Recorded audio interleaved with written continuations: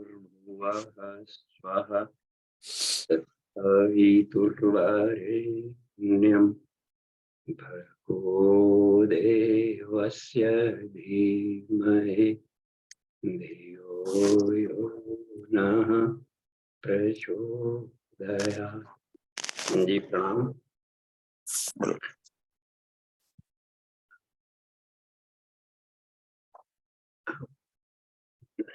देखिए, आज का सब्जेक्ट है काम विज्ञान का। इस सेमेस्टर का अंतिम क्लास है। विभिन्न सेमेस्टर्स में कुल 10 सेमेस्टर्स होंगे हम लोगों के इस पीएचडी के क्रम में। पीएचडी क्रम कहा जाता है उच्च स्तरीय गायत्री साधना का एप्लीकेशन वाला स्वरूप। कुछ नया खोजे, कुछ हम लोग वो खोजे जो दबी पड़ी गया थी। तो पंचकोश साधना का 5 वर्ष सिलेबस चला। उसके बाद का जो 5 वर्ष है यह आत्मानुसंधान का है। पंचकोश साधना से प्यूरिफाइड अपनी चेतना को फिर कहाँ लगा। चित्त वृत्तियां थोड़ी भटकनी थोड़ी कम हो गई, थोड़ा उछल कूद कम हो गया, थोड़ा शांत, थोड़ा तृप्ति, थोड़ा सा अपना अपनी आत्मशक्ति का थोड़ा वजन बढ़ा। तो इसका कुछ सुनियोजन होते रहना चाहिए। उसका सुनियोजन आत्मानुसंधान में। आत्मानुसंधान में 3 मुख्य विषय रखे गए हैं कि ताकि स्टडी भी क्रम चलता रहे। जो वेद का आदेश है हरः स्वाध्याय, कि स्वाध्याय हम न बंद करें कभी भी।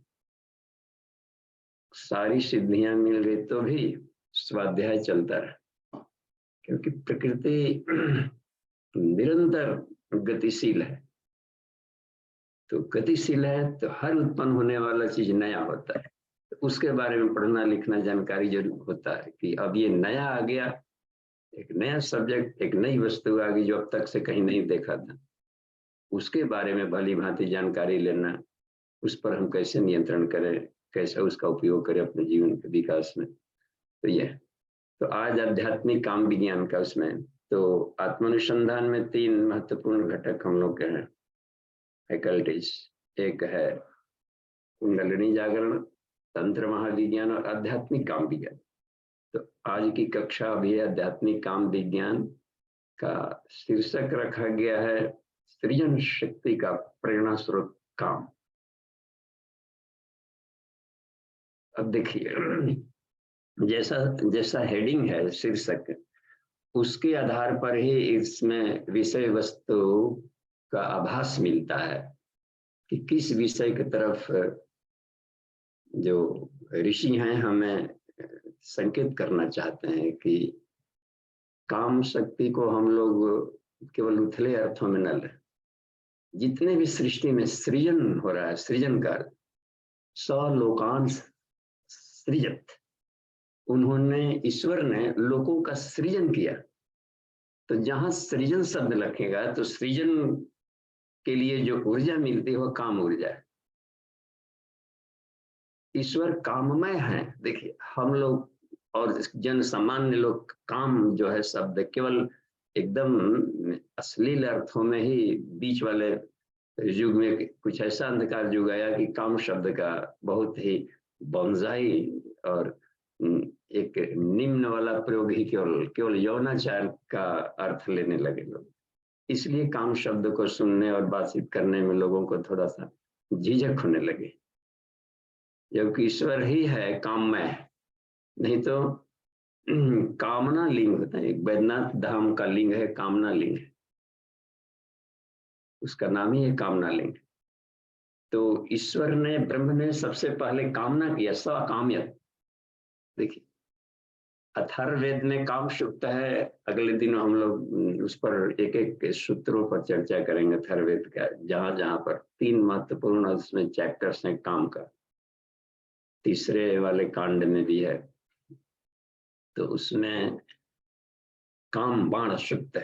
देखिए, यानी कि परीक्षण, सेक्स एनर्जी का परीक्षण किधर किया जाए, बाण को छोड़े तो किधर छोड़े, निम्न डायरेक्शन में हम छोड़े वही ऊर्जा सब है, या फिर अपवर्ड ऊर्ध्वगमन की तरफ छोड़े, या करियर बनाने की तरफ छोड़े अपने को। तो वो उसको प्रोजेक्शन, प्रक्षण बात बनती है, उसमें वो दिया है काम बाण शुद्ध करके। अच्छा, इसमें एक 9वें कांड में भी है, तो कुल 20 कांड है अथर्ववेद में, तो 9वें वाले कांड में हम देखेंगे और शुक्त उसमें रहते हैं। फिर तो उसके दूसरे वाले में ही है काम शुक्त, उसमें 25 मंत्र दिए गए। उसमें काम को सृष्टि का सबसे बड़ा महान शक्ति बताया है। हे काम, आप ये सारे लोकों के भीतर में लहराते हुए, इसमें स्पंदन करते हुए इनसे बहुत बड़े हैं, तभी काम का शब्द का, सेक्स एनर्जी का, काम ऊर्जा का प्रयोग किया होगा ब्रह्म ने। सब काम या एको हम बहुश्याम, एक से अनेक बने, इसका मतलब कि सृजन शुरू हो गया। सृजन उत्पन्न करता है कुछ भी। श्री कृष्ण का एक गीता में विभूति योग, 10वें वाले में सब विभूति योग है। वृक्षों में पीपल हूं, इस तरीके से बात कर दी। नदियों में गंगा, उसी में एक ये भी कह दिया प्रजनश्च अस्मि, प्रजनश्चास्मि कंदर्प। और देखिए इसमें, यानी कि संतति उत्पादन हेतु मैं ही कामदेव, यानी सृष्टि के जहां भी उत्पादन सृजन प्रक्रिया चल रही है, तो उसमें काम के रूप में मैं ही लहरा रहा हूं हर जगह। कितना पवित्रतम ऊर्जा सृष्टि का, पूज्य गुरुदेव ने इसको सृष्टि की सबसे पवित्रतम ऊर्जा कहा। तो पवित्रतम ऊर्जा का उपयोग भी पवित्रतम काम में होनी चाहिए। तो वो लोग निहाल हो गए जो इस सेक्स एनर्जी का गुड यूज कर लिया।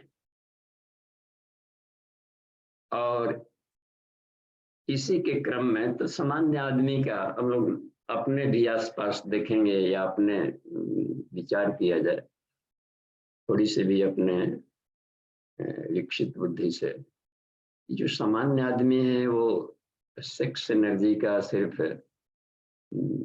2 ही उपयोग मेनली जानते हैं। संतान उत्पन्न करने के क्रम में इसका उपयोग हो रहा है, या फिर यौन तृप्ति, बस कि जो एक भूख जगी रहती है काम तृप्ति का, उसमें उपयोग हो रहा है। इस परिधि से बाहर नहीं निकल। लेकिन इसी मनुष्यों की श्रेणी में कुछ ऐसे लोग भी होते हैं जो कि देव मानव कहलाते हैं, उस सेक्स एनर्जी का ऊर्ध्वगमन करते हैं, अपग्रेडेशन अपने लाइफ में, और देवता बन जाए। तो ये 2 मुख्य काम ईश्वर ने दिया हर चीज को। अपने तो काम के उत्प्रोत हैं ही, और कामना से सारी सृष्टि उत्पन्न किया, तो अपने जो संतति जीवात्माएं पैदा की उसको भी काम से उत्प्रोत कर दिया कि ये जीवन इसका आनंद में बना रहा है, जीवन में आनंद में, और ये नहीं मरने पर। तो उस सेक्स एनर्जी का प्रयोग क्या कहाँ करेंगे? तो 2 टास्क दे दिया ईश्वर ने। यदि उन दोनों दिशाओं में हम सेक्स एनर्जी का उपयोग करना है तो जीवन धन्य हो जाएगा। बस जो सामान्य साधु महात्मा लोग थे, कभी कभी जाकर, इसमें लिखा है इस लेख में गुरु जी ने, जो अध्यात्म का रास्ता पकड़ लेते हैं, कोई ब्रह्मचारी बन गए और बाल ब्रह्मचारी संत महात्मा, तो कभी कभी उनके दिमाग में ऐसा भी भाव आता है, क्योंकि वेद में धर्म अर्थ काम और मोक्ष इन चारों पर पुरुषार्थ करने को कहा है, तो कहीं हम गलत रास्ते में तो नहीं जा रहे हैं, कहीं काम शब्द से दूर तो नहीं भाग रहे हैं। ये भी एक बात है। तो इसमें यह है कि काम के विभिन्न स्वरूप होते हैं। वो इसलिए लग रहा है कि कहीं पर हम संतति उत्पत्ति, तो ऋषि लोग अपने शिष्य के रूप में अपने संतति का उत्पादन करते हैं, और वो क्रम बना रहता है, गोत्रज जिसे होता है। तो उस फैकल्टी के आधार पर, ज्ञान विज्ञान के आधार पर अपने करते रहते। तो इसी तरीके इसमें कहा है कि 2 मुख्य टास्क है अपने सेक्स एनर्जी को रूपांतरित करने का। एक है अपने आप को देवता बनाने, बस मनुष्य में देवत्व का उदय, यह सेक्स एनर्जी का सबसे प्यूरिफाइड और सबसे क्लाइमेक्स का गुड यूज है। देखिए, और एक और उसमें बात बनती है, ये धरती को स्वर्ग बनाएगा। यदि अपग्रेडेशन नहीं कर सके तो प्रकृति की तरफ यदि प्रवाह भाग रहा है, शरीर में सेक्स एनर्जी के 2 पॉइंट होते हैं, एक सहस्रार होता है और नीचे मूलाधार है, जहां पर जननेंद्रियों का मूल केंद्र है, वहां पर है। यहाँ भी यदि अपग्रेड के गई तो यहाँ जाकर के विलीन हो जाती है पूरी यूनिवर्स में समष्टि चेतना। नीचे जाकर गई तो प्रकृति में विलीन हो जाते हैं। यानी सब्लिमेशन का, विलीनीकरण का, विलयन का 2 ही पॉइंट है बॉडी में, या तो सहस्रार में जाकर के विलीन होगा पूरे यूनिवर्स में ईश्वर के साथ में, या फिर जाकर के नीचे मूलाधार से विलीन होगा तो नीचे जुड़ा हुआ है प्रकृति से, ऊपर जुड़ा है ब्रह्म से। तो यदि डाउनवर्ड फ्लो भी है तो नो प्रॉब्लम, उसको हम प्रकृति से जोड़ दें और धरती को स्वर्ग बनाने में लगा लें, तो भी नर नारायण बन जाएगा बस। तो प्रकृतस्थ है, ब्रह्म प्रकृतस्थ हो गए बस। ज्योतिर्लिंगों की स्थापना मंदिरों में है, लिंग वेदी उमा देवी, पूरी प्रकृति को वहां पर कहा है आधार मान लिया है, पूरी सृष्टि ही आधार है। लिंगम साक्षात महेश्वर। और देखिए ज्योतिर्लिंग है जो चेतनात्मक विद्युत है, वो हर जगह प्रकृति में घुली है। तो यदि मूलाधार के साथ प्रकृति में जुड़ा है तो धरती को स्वर्ग बनाया जाए। तो इसमें भी जो लोग लगे वे भी महामानव की श्रेणी में बने, कवि, साहित्यकार, लेखक, रचनात्मक, या फिर जाकर के गांव को स्वर्ग बनाना, या प्लांटेशन, पर्यावरण संतुलन, सामाजिक कुरीतियों का उन्मूलन, तत्प्रवृत्तियों का स्थापना, रचनात्मक काम जहां जहां पर किए जा रहे हैं, इसका मतलब है कि यह प्रकृति के साथ अपने काम ऊर्जा का एक सुनियोजन चल रहा है, बढ़िया से तालबद्धता चल रही है। इसमें भी है कुछ एक ऐसे जो मनोवैज्ञानिक या आधा अधूरे मनोवैज्ञानिक, फ्राइड का नाम का इसमें जिक्र किया गया। कहीं कहीं अगले दिनों इस पर फ्राइड के और भी थोड़ी सी गहराई में हम लोग देखेंगे जीवन क्रम का। इसमें केवल एक उन्होंने एक ये अपना सिद्धांत दिया, थ्योरी, कि जो मूल जो काम वासना है यही मूल प्रकृति है। हर व्यक्ति का पूरा जीवन यदि उसको हम उसको दबाएं तो जितनी भी समस्याएं हैं, जितने भी रोग हैं, दुख हैं, कचड़े हैं, सब सेक्स एनर्जी को दबाने के चलते हो रहा है। एक पाश्चात्य एक मनोवैज्ञानिक साइकोलॉजी के ये, और वो साइकोलॉजी बहुत ही उच्च स्तर के थे, लेकिन लोगों को इनके विचार बड़ा भा गया पश्चिमी देशों में। पाश्चात्य लोगों को यह उनका विचार है कि तो ठीक ही बोल रहे हैं, काम ऊर्जा है, ऊर्जा निकल रही है, आग को दबाएंगे तो विस्फोट करेगा जहां तहाँ, गाँव पड़ा फंसे से लेकर के, और हिस्ट्रिया फिस्ट्रिया, मूर्छा, मिर्गी वगैरह।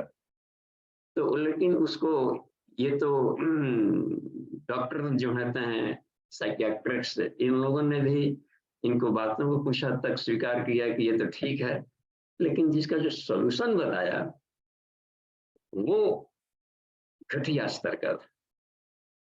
भारतीय दर्शन उसके सॉल्यूशन को बिल्कुल ही नकार दिए।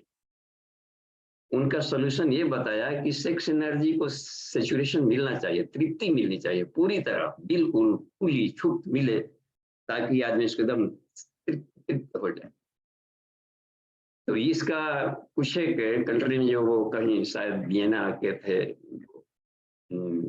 ये फ्राइड, तो इसके कुछ उन्हीं के ऑस्ट्रिया के एक डॉक्टर थे, अल्फ्रेड एडलर नाम दिया इसमें पूज्य गुरुदेव ने।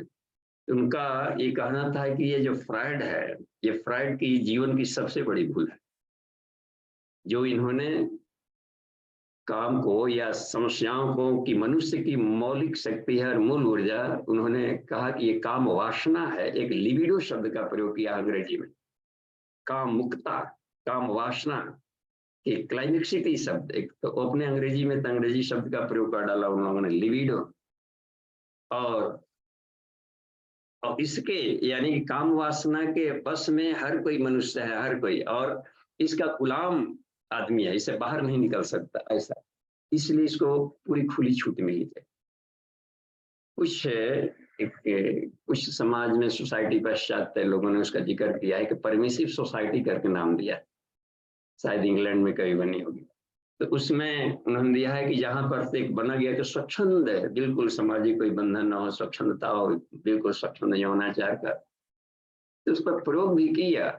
और कुछ लोगों को शुरुआती दौर में थोड़ा सा भाया भाया कि चलिए एक फ्रीडम मिला, लेकिन उसके साइड इफेक्ट इतने खराब होने लगे, वेनरल डिजीजेज, तरह तरह के रोग दुख प्रॉब्लम, इतना ही नहीं, जीवन का जो सार तत्व था, जो ब्रिलियंसी थी, जो शोध वर्ग था, और वो ऊर्ध्वगमन पर्सनालिटी डेवलपमेंट वाला, वो सब खोखला होते गए, क्षीण होते गए, परिवार टूटने लगा, वो टूटने लगा, समाज विक्षित होने लगा, एक उसके साइड इफेक्ट खतरनाक मोड़ पर लेकर चले गए।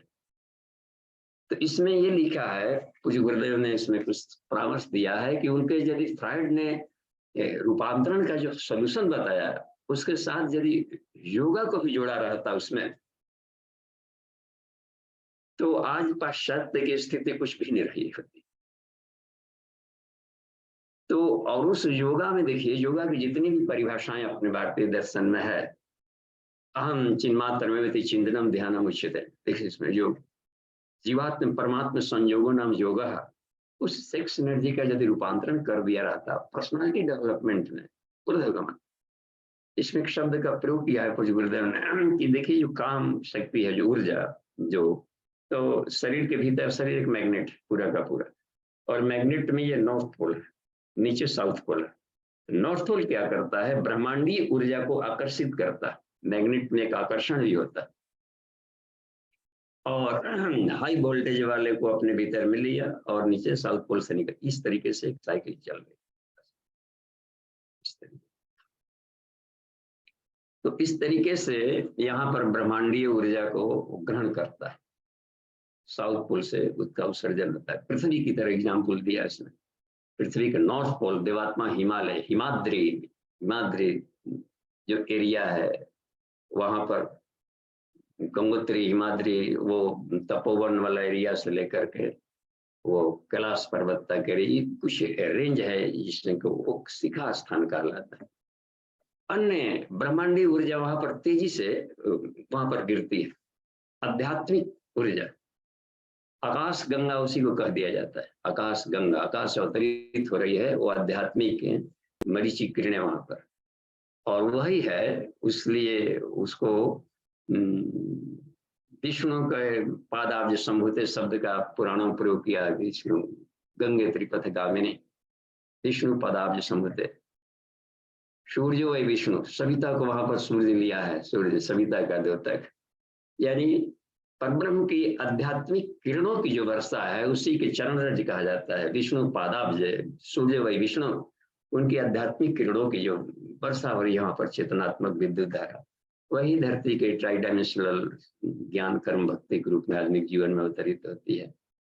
या तो ये देखा जाता है हमें कि शरीर के भीतर उसी की ही एक मिरर इमेज है बॉडी सिस्टम में। तो जब ये ऊर्जा ऊपर से लेकर के नीचे आकर के बहती गई, मिट्टी रोके नहीं, प्राणाकर्षण प्राणायाम का है, प्राण का अवतरण आकर्षण किया और संधारण, इसलिए प्राणायाम के बाद में बंद लगाने की प्रक्रिया रखा योगियों ने, बांध डाले ताकि भीतर इलेक्ट्रिसिटी आया तो बह करके निकल रह जाए। बोरा में सामान डाल रहे हैं तो नीचे से क्या फटा है तो कभी भरेगा नहीं, और इसी तरीके से दूध दुहा जा रहा है और चलनी में दूध दुह रहा है बस, तो दूध वहां पर इकट्ठे नहीं होंगे। इसलिए प्राणायाम के साथ में बंद जोड़े जाते हैं, प्राणायाम प्लस बंद प्लस मुद्रा, देखते हैं। तो ये तीनों मिला करके शरीर के भीतर में हाई वोल्टेज ऊर्जा दे देंगे।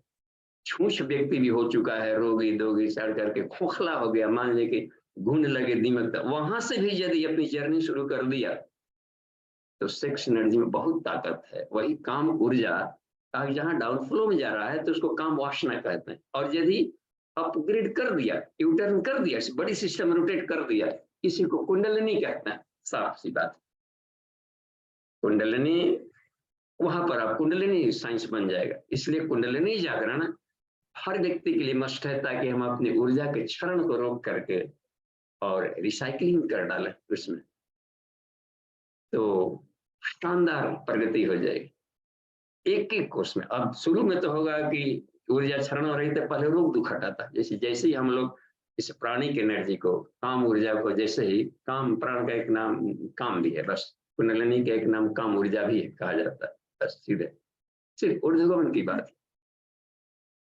उसको योगा के साथ में हम मोड़ दें उसमें, तो शुरू में क्या होगा कि जैसे ही हम लोग साधना में प्रवेश करेंगे, कोई व्यक्ति शुरुआत किया साधना, तो उसके लिए जो मूल ईंधन है वो सेक्स एनर्जी। इसलिए कितने को देखते होंगे कि आती ही बात है कि जब से हम साधना शुरू किए हैं, काम शक्ति बढ़ गई है, ऊर्जा बढ़ जाती है। और यदि उसका स्वाध्याय साथ में न जुड़ा है, तो चिंतन क्रम बेतरतीब भागेगा। इसलिए हर स्वाध्याय, रात दिन अध्ययन करो, स्वाध्याय करो। विद्यार्थियों के लिए कहा कि एकदम रात दिन स्वाध्याय करो, स्वाध्याय करो, बल विद्या बुद्धि, बस शरीर को में ऊर्जा लगाओ, ज्ञान को अधिक मैक्सिमम डेवलप कर लो, उसमें विद्या को जितना पढ़ाना है, तो वो सारे सेक्स एनर्जी देखिए लग रही है, देखिए रिसाइकलिंग होने शुरू कर दिया बड़ी सिस्टम में। और संस्कारों को और भी संस्कार कहा जाता है, जो आत्मिकी वाला लेयर है, उसमें जाकर के सुपर कॉन्शियसनेस को भी ले जाओ, बस यहाँ से लेकर के उस लेयर में भी अपने आप को, तब स्नातक होते ही शानदार व्यक्ति, या तो वैज्ञानिक या फिर जाकर के महापुरुष महामानव श्री अरविंदो की तरह, विवेकानंद की तरह, और भी बड़े बड़े ऋषियों महर्षि की तरह बन जाता है। तो इसका मतलब होता है कि अपने ऊर्जा को कहीं न कहीं पर वो रोटेट किया है। तो उस दिशा में मान लीजिए कि अब तक से नहीं किया, नो प्रॉब्लम। तो लेकिन क्षरण का जो दुख है, अब तो जरूर कहीं सचेत हुआ होगा कहीं भी लाइफ में, कि बहुत हमने जी लिया संसार में, अपने ढंग का मनमौजी कर लिया और करिए, जब सीधे जाकर धड़ाम से गिरते हैं, रोग दुख बनकर शरीर खोखला, जब शरीर ही रोगी है तो क्या जीवन में सुख लेंगे हम लोग? क्या ईश्वर ने सारा संसार बना दिया है आनंद लेने के लिए, अब आनंद क्या हम ले पाएंगे? न भोजन का आनंद लेंगे, पेट खराब है तो भोजन का भी आनंद नहीं ले सकते, आंख ही खराब कर डाले तो इतनी सुंदरता, ये चलिए समुद्र किनारे देखा जाए, फुलवारी देखा जाए, खाक देखेगा, आंख ही खराब करके बैठा है। अच्छा म्यूजिक हो रहा है, अच्छे म्यूजिशियन आए, कितनी स्वर लहरियां, कान बहिर करके बैठ गया। पहले बुढ़ापा में हम सब करेंगे, अब बुढ़ापा में क्या करेंगे जब आंखें थक गई हो, नस नाड़ियां जुल बुल जंग मूर्छा लग रहा है, करंट जाएगा, फ्यूज हो जाएगा। जवानी में नहीं किया, अब इस तरीके से यदि गंवा दिए तो बस ये रखवायत में शुरू में ही हम लोगों ने उसमें क्या हुआ, वो तो संजोग कहिए कि पूज्य गुरुदेव के सानिध्य मिली, 28 वर्ष के एज में थे हम तक। उस समय से बात है 1980 से लेकर के, और ढह चुका शरीर के, जन सामान्य के जीवन क्रम में रहते रहते वो अनावश्यक अन्न बन खान पान रहन सहन सिस्टम सब गड्ढमड था, सामान्य लोगों की तरह शरीर खोखला हो गया, रोगों का कबाड़ बन करके रह गया। तब आई बात में कि अब इसको कैसे रिनेम किया जाए। तो एक एक जुनून भीतर से जो फूट आत्मा हर एक भीतर में, जो कितना हो घटिया आदमी हो, घटिया से घटिया, सुदुराचारी शब्द का प्रयोग कर दिया कृष्ण ने गीता में, जो सुदुराचारो अपि, तो वह भी यदि हमारी शरण में आ जाता है तो संत मानने योग्य। शरण में आने का मतलब होता है कि अपनी ऊर्जा को आज के बाद से ही बचाना शुरू कर दे, बस ठीक है जो हुआ सो हुआ, अब के बाद से अपनी जर्नी अपना शुरू कर दिया ऊर्ध्वगमन में, तो बूंद बूंद अब बटोरना शुरू हो जाएगा वो पेंदी। तो दिखाई पड़ता है सूर्य में क्रम में कि धीरे धीरे अन्नमय कोश अपना मजबूत होने लगता है, चमक बढ़ने लगती है। 3-4 साल के भीतर में शरीर के हमारे सारे रोग भाग गए, बिल्कुल इतना आश्चर्य हो रहा था चमत्कारिक ढंग से, ये इतना फिर जाकर के ग्लेज बढ़ना शुरू हो गया अन्नमय कोश का, और बॉडी पार्ट्स मजबूत होने शुरू होने लगे। लग रहा था कि अब असली जीवनी शक्ति बढ़नी शुरू हो गई। निरोगता सबसे बड़ा लाभ है, तो सेक्स एनर्जी ही निरोगी बनाएगा। हम लोग सेक्स एनर्जी को खराब मान गए तो गए, बस यदि उस ऊर्जा को ही मूल ईंधन मान लिया तो वही हमें रोगी से निरोग बनाएगा। केवल रोगी बनने का, ढहने का, बस आनंद ले रहे हैं, चलिए थोड़ा सा काम वासना की तृप्ति का आनंद लिया, आनंद लेने से ऊर्जा बढ़नी चाहिए था ना जी। अब ठूठ होकर ढुलुक करके, ओ ढुलुक ढुलुक करके निचोड़े हुए नींबू की तरह चूसे हुए आम की तरह खोखला पड़ गया।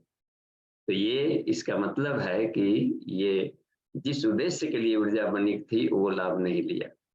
इसको पशुआचार का है। वेदाचार से वेदाचार भी रख दिया है, वेदाचार, वैष्णवाचार, शैवाचार, ये दक्षिणाचार, इन चारों को पशुआचार कह दिया है तंत्र महाविज्ञान में।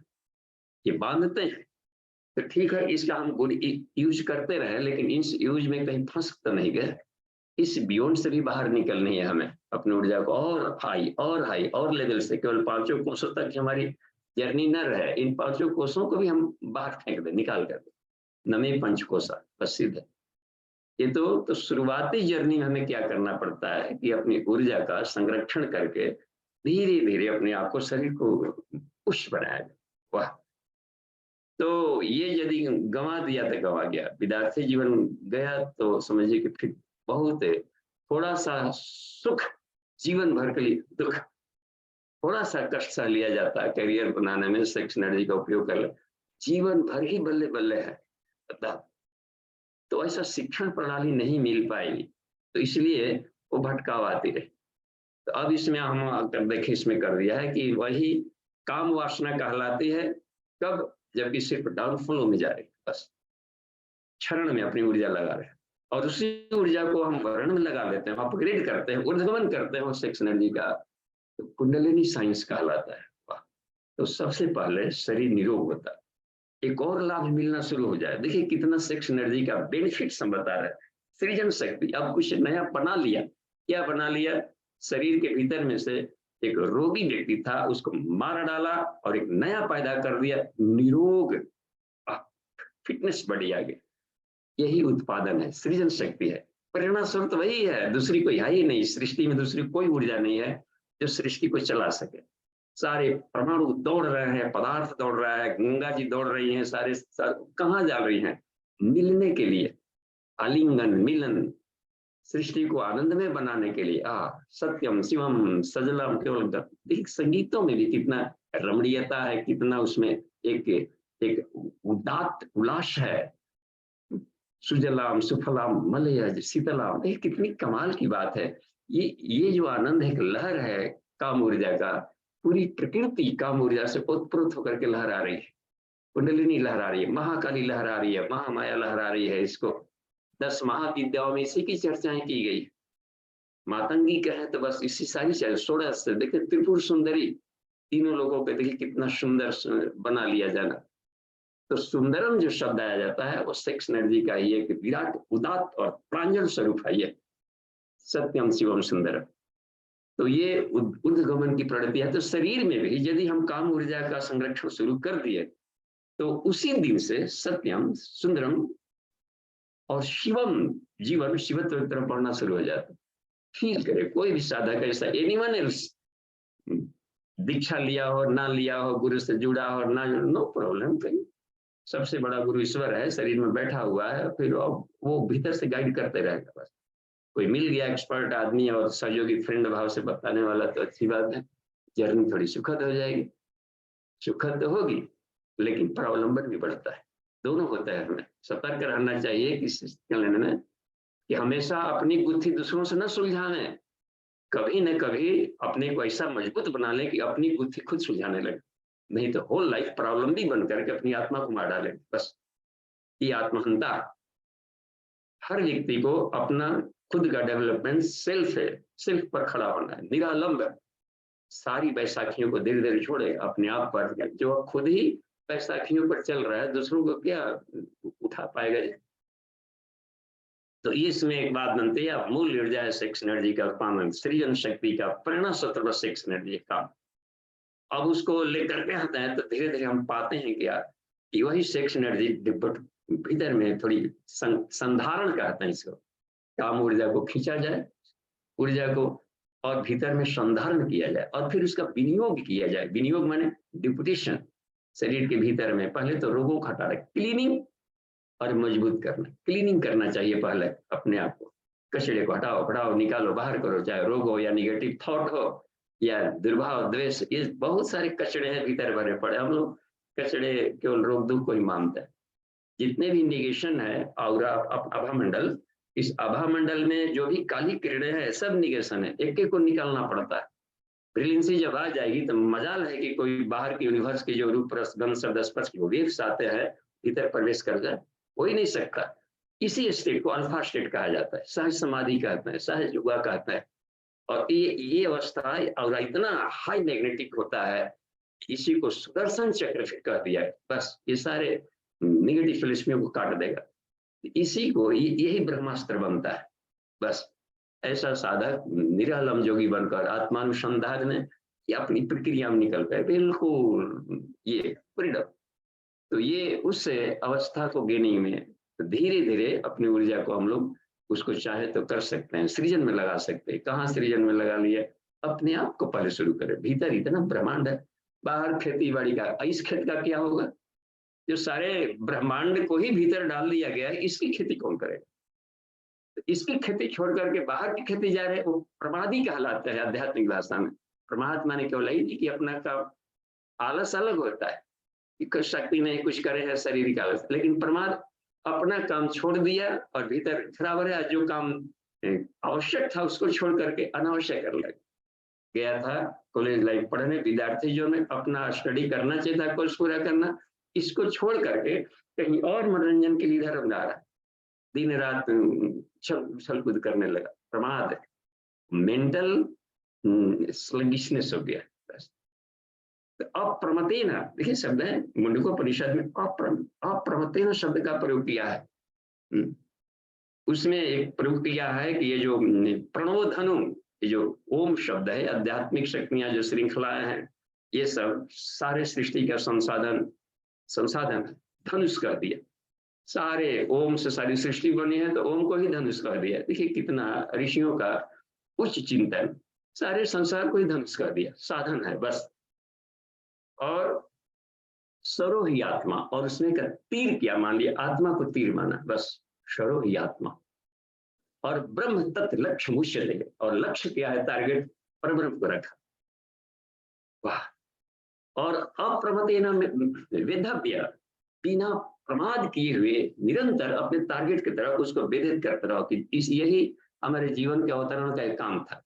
इस सारे धनुष को, बड़ी सिस्टम पंचोकोश से बनावे सारे संसार, इसका यूज किया कि नहीं?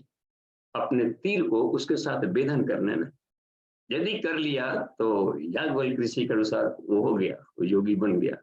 जीवात्म परमात्म संयोग नाम योग, तो ये है आत्म साक्षात्कार तक ले जाएगा। सेक्स एनर्जी ही व्यक्ति को आत्म साक्षात्कार कराती, सिर्फ ऊर्ध्वगमन किया है उसका। और यदि ऊर्ध्वगमन करने का वो वाली ज्ञानी नॉलेज न भी मिला हो, तो कम से कम एक काम ये तो किया जा सकता है कि जो समानांतर पैरेलल है सृष्टि, इसको हम सुंदर बनावे, कि इस काम में अपने श्रम को, प्रतिभा को सब लगाया जा सकता है। तो ये भी वर्णीय है, बस इसको भी वर्णीय कहा।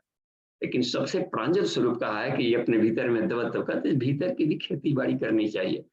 तो भीतर ठीक रहेगा सिस्टम, तो दिन भर अपना ड्यूटी करेंगे, वो मजे का रहेगा। गाड़ियां हम लोग निकालते हैं कि चलिए घुमा जाए, थोड़ा सा अपना ड्यूटी कर, लेकिन गाड़ी पर चढ़ने के पहले देख तो ले कि उसका साफ सुथरा है कि नहीं, तेल है कि नहीं, पानी है कि नहीं, और भी है टायर ट्यूब में हवा प्रॉपर है कि नहीं। तो इसी को फिटनेस करते हैं। तो खुद की खेती करके मजबूत कर लेंगे तो फिर युद्ध भूमि में कौन हराएगा? अर्जुन ऐसी नहीं युद्ध भूमि में कूद गया था, सारे अस्त्र ब्रह्मास्त्र पाशुपात्र दिव्यास्त्र और न जाने कहां कहां तपस्या करके अपने आप को पूरा तर्कस में तीर खंबार भर लिया था। युद्ध भूमि में जाता है तो रक्षा कवच लगा दो, वो लगा दो, बुलेट प्रूफ लगा लो, ये सब करने का, तब जाकर के वो योद्धा सैनिक। तो ये पूर्व तैयारी करके अपने सिस्टम को पहले ठीक करना चाहिए, यानी कि सेल्फ रिस्पेक्ट। बस जो व्यक्ति अपने आप का रिस्पेक्ट नहीं किया, अपने बॉडी को रिस्पेक्ट नहीं किया, वो क्या कर सकता है? दूसरों को क्या हम सेवा कर पाएंगे? अपने से प्रेम करना सीखे हम, बस इसमें किसी क्या सलाह लेना। अपने को स्वस्थ रखना, अपने आप को प्रेम करना होगा, अपने माइंड को हेल्दी रखना या अपने मेंटल स्टेट से प्रेम करना होगा। जब इससे प्रेम करेंगे तो ये भी क्या करेगा? गुड यूज करेगा, प्रेमी का प्रेम देना शुरू कर देगा, बाहर का भी लाभ लेना शुरू कर देगा। तो ये हुआ करता है अपने स्तर को रिफाइंड करना। तो ये ऊर्ध्वगमन है। तो ये है सृजन शक्ति का गुडी शुरू हो गया यहाँ से, और फिर जाकर के उसको लोक सेवा के रूप में उसको बढ़ा दिया, विस्तार कर दिया।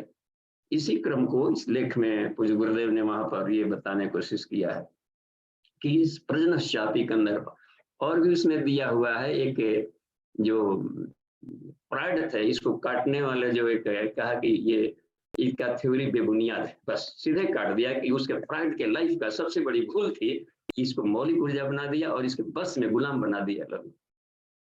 तो इन्होंने एक नया क्या दिया, वो डॉक्टर थे, साइकियाट्रिस्ट, तो एडलर ने एक नया थ्योरी दे दिया कि फिर तो क्या है मौलिक शक्ति, उन्होंने लोकेशना कर दिया। वो भी आधी अधूरी वाली बात कही। भारतीय दर्शन कभी भी नहीं छुपा है। लोकेशना माने कि जस प्रतिष्ठा समाज में वो भी बढ़े, हमारा भी करियर बढ़े, हम भी बढ़े आगे तागे। तो प्रतिष्ठा में आदमी की चेतना लगती है, पूरा जीवन इधर ही खपा देता है।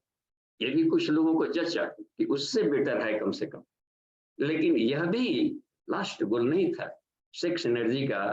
वो इस उद्देश्य के लिए नहीं, बहुत फिर सारा संसार को ही सुंदर बनाना है, धन बढ़ाया जाता है। फिर ऋषि लोग घर छोड़ करके क्यों गए हिमालय? फिर बड़े बड़े महापुरुष लोग क्यों छोड़ दिया? श्री अरविंदो ने इतना बड़ा नौकरी, जॉब, पढ़ाई लिखाई का सब छोड़ करके वो बेचारा सन्यासी क्यों बना?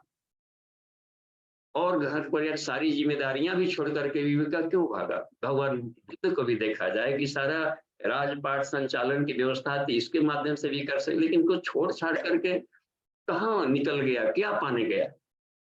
इसका मतलब है कि लास्ट गोल जीवन का ये नहीं था। तो एडलर का भी कुछ हद तक लोगों ने स्वीकार किया। एक और आया पश्चात, वो भी शायद ऑस्ट्रियन था, कोई कार्ल जुंग शब्द का नाम दिया उन्होंने। इन्होंने क्या फिलॉसफी में दिया कि अपने यदि जो मौलिक शक्ति है आदमी का, वो आत्मा की भूख है। ये कुछ भारतीय दर्शन से मिलता जुलता था इनका, आत्मोत्थान, आत्मस्थिति। तो इसको लोगों ने थोड़ा सा अधिक स्वीकार किया, एक्सेप्ट किया जुंग को। तो यह रहता है कि हम अपने काम ऊर्जा को ऊर्ध्वगमन करें, सत संकल्पों में ले जाए। और भी इसमें कहा, एक इसमें एक उसमें ये दिया है एग्जाम्पल, इसमें बृहदारण्यक का एक कोटेशन दिया है कि उसमें हम लोग देखेंगे प्रथम अध्याय में ही उसका जो चौथा ब्राह्मण है, तो उसी प्रथम अध्याय के सूत्रों में देखिएगा, प्रथम अध्याय में मिलता है काम। तो वो सारी सृष्टि को विस्तार करने के लिए कैसे आ गया? ये गाय, सांड आ गए, बकरी आ गए, बकरा आ गया। तो हर एक जीवों में जो बनने का क्रम शुरू हुआ अपने भीतर से, अपने ही भीतर से डाइपोल के रूप में निकाल करके दो दल बना के स्त्री बना दिया, पुरुष बना दिया। फिर मैथ्यू सृष्टि का अपना क्रम चल पड़ा। इसी तरीके से धीरे धीरे अट्रैक्शन के लेकर के मिलन से प्रक्रिया चल पड़ी। तो संसार में जितना भी हम लोग विस्तार देखते हैं, यह सब सृजनात्मक शक्ति देखा जा रहा है, यह काम का विराट रूप। तो इस तरीके से आकर्षण एक सारे अब एक पदार्थ को ही लिया जाए, ऑब्जेक्ट्स को, एक बैलेंस इलेक्ट्रॉन सब में रहता है, जिसके आधार पर सब जुड़ता है, या तो पॉजिटिव या फिर नेगेटिव रहेगा। यही आकर्षण विकर्षण से सारे संसार के पदार्थ, ऑर्गेनिक केमिस्ट्री पूरा का पूरा ऐसे क्रम में सब चल रहा है। मिलने, बॉन्डेज बनाते हैं, टूटते हैं, करने का एक क्रम बनाए हुए रहते हैं। पदार्थों का इसमें मिला करके करना, उसमें डाल दीजिए थोड़ा सा नमक मिला दे, स्वाद अलग बदल गया, दो का मिला कर तीसरा अलवाय बना करके ढेर सारी मशीनें बननी शुरू हो जाती है। तो ये सब एक मिलन, विछुड़न, कंपनशन, उसमें जोड़ना, विघटन करना, इस सारी प्रक्रियाएं को भी हम काम की श्रेणी में रख सकते हैं। और इस तरीके से उन्होंने ये कहा कि हम इसका विराट रूप, यजुर्वेद का 30वां अध्याय भी देखा जाएगा, उसमें अपने कलात्मकों की तरफ मुड़ा। प्रतिभा के विभिन्न रूप को, इंजीनियर बन गया, डॉक्टर बन गया, खिलाड़ी बन गया, किसी को नृत्य में अपने कला में चला गया, वास्तुकला, तरह तरह का पेंटिंग, प्रिंटिंग, चित्रकारी, ये सब सेक्स एनर्जी का ये सब गुड्स है। और रूपांतरण वो अलग आनंद है कवियों को, कवि कविता रचने में और सुनाने में, और भाव विभोर होता देखिए, उनकी मस्ती देखिए, और उस मस्ती को थोड़ा पुष्टक मिल जाता है तो और खिलखिला उठते हैं। तो आनंद है वो लिंगात साहचर्य से अनेकों गुना अलिंगात साहचर्य का लोग लाभ ले रहा है। तो यह ऊर्ध्वगमन की प्रणालियां मिलते हैं कि अपने आप को पहले हम बड़ी सिस्टम को निरोग बना देगा, और भीतर में क्या होगा कि अपने आप को पहले पर्सनालिटी डेवलपमेंट में लगा। साहस की कमी है तो साहस में, सेक्स एनर्जी को साहस में बदला जा सकता है, ब्रेव में, खतरों से खेलना, देखते हैं इसमें युवाओं को रखा जाता है, मिलिट्री में रखा जाता है कि युवा है, इसके भीतर में एनर्जी है, सेक्स एनर्जी, ये लड़ने में, फाइटिंग में, खतरों को पार करने में, बाधाओं को छलांगने में, ये बीज की शक्ति को उधर खर्च कर सकता है। इतना बढ़िया रूपांतरण कैसे बनाएगी, तो हम अपने भीतर में प्राणी की एनर्जी को बढ़ा सकते हैं। और भी देखिए, प्रतिभा में लगा सकते हैं, ब्रिलियंसी में, रिसर्च वर्क में कितना बड़ा काम है।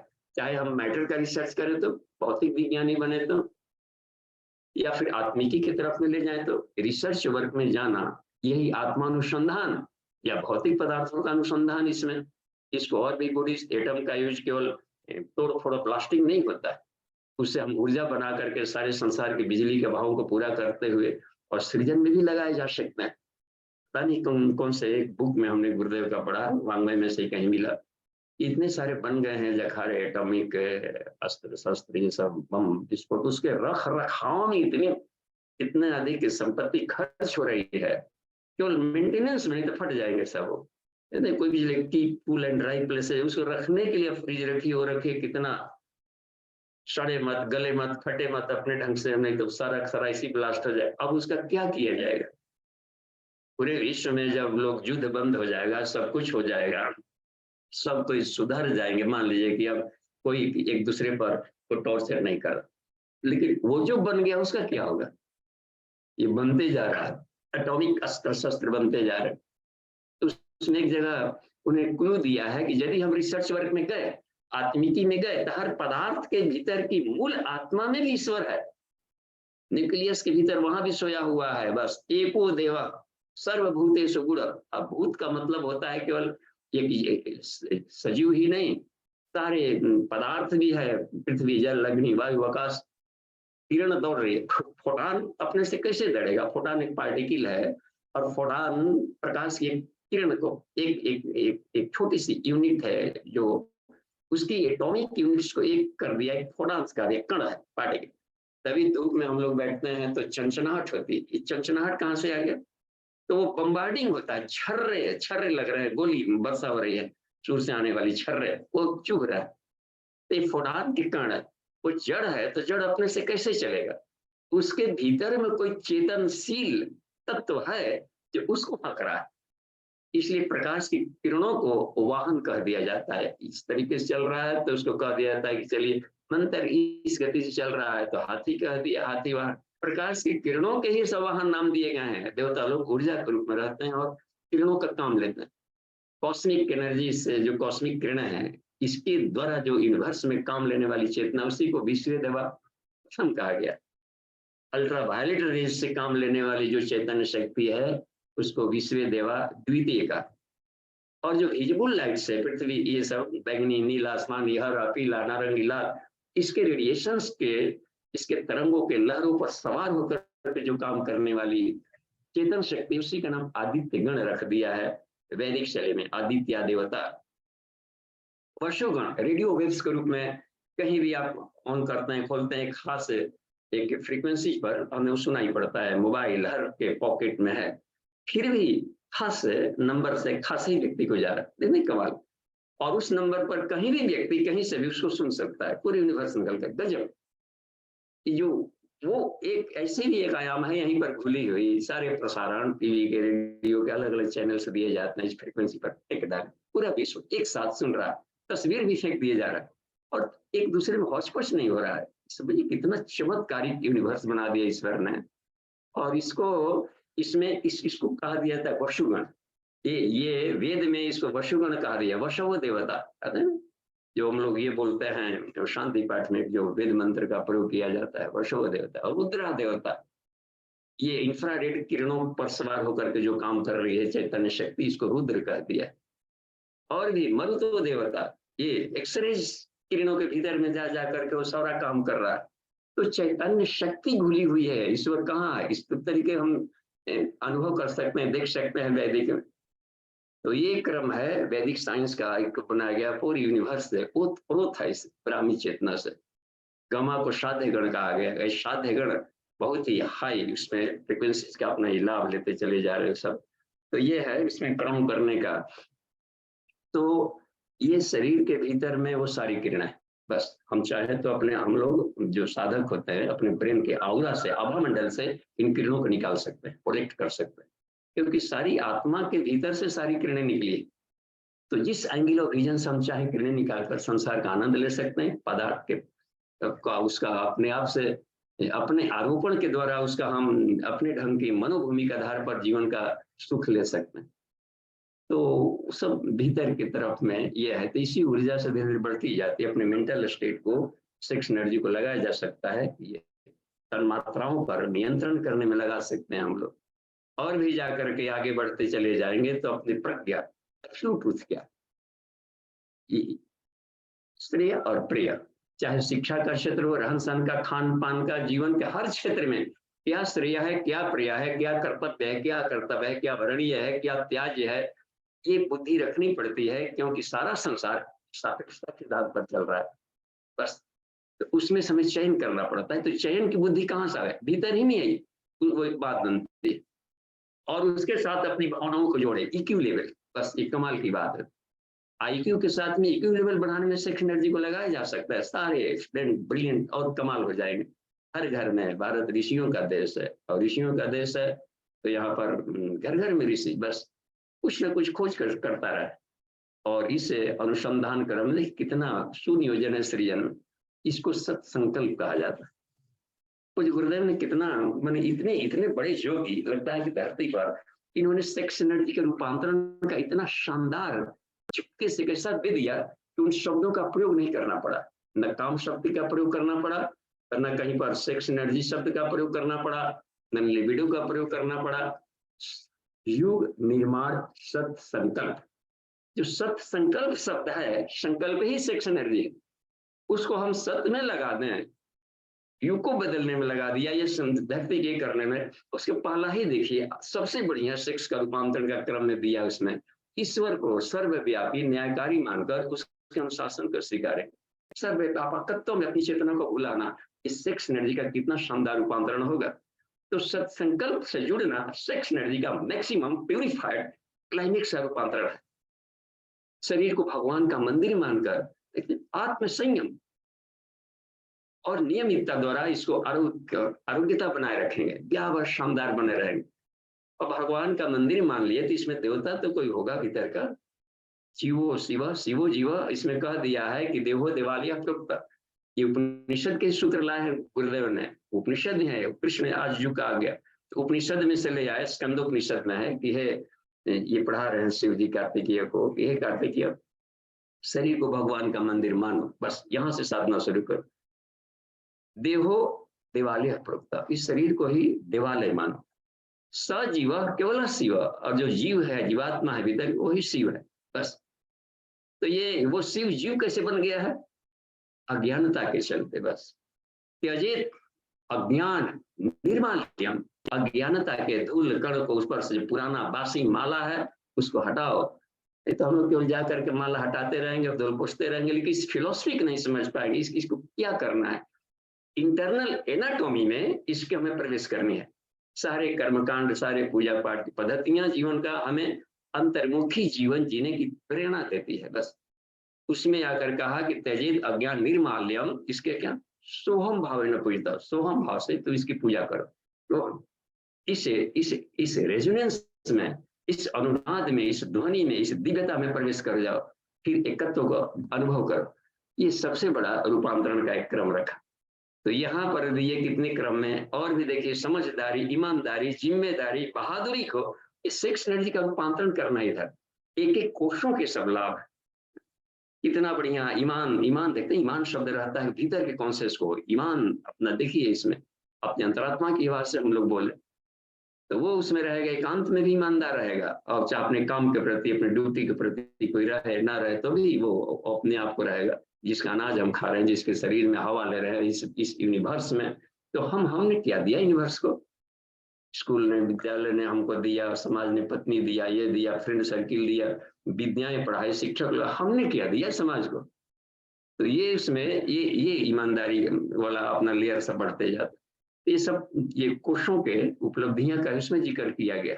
नर नारी आपस में पवित्र दृष्टि रखेंगे, देख कितना एक दूसरे को रिस्पेक्ट देंगे, कितना बढ़िया साहचर्य है आध्यात्मिक काम विज्ञान का, और इससे अपने जीवन के विकास क्रम में लगाएंगे। इतना ही नहीं, रौद्रता भी इसमें अनीति से लोहा लेंगे, देखिए कितना कमाल है।